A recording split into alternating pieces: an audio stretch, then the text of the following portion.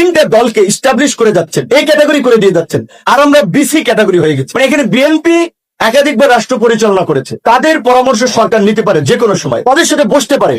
কিন্তু জামায়াত এনসিপি কে কোন ক্যাটাগরিতে তারা তিনটা দল হিসেবে ইস্টাবলিশ করে এই ক্যাটাগরি করে যাচ্ছে? এটা কি ডক্টর ইউনূস পারেন? বরঞ্চ ডক্টর ইউনূসকে যখন এই একতলা থেকে আটতলা লিফটে শেখ হাসিনা হেঁটে হেঁটে উঠাচ্ছিলেন, আমরা প্রতিবাদ করেছি।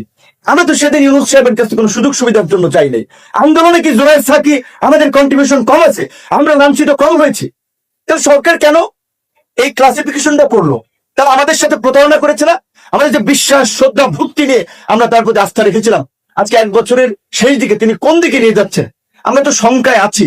আজকে যদি আবার কোনোভাবে দেশে একটা অন্যরকমের পরিস্থিতি তৈরি হয়, ওই জুলাই যেমন রিমান্ডে আমাদেরকে ঝুলাইছিল, জুয়াবে তো আমাদেরকে।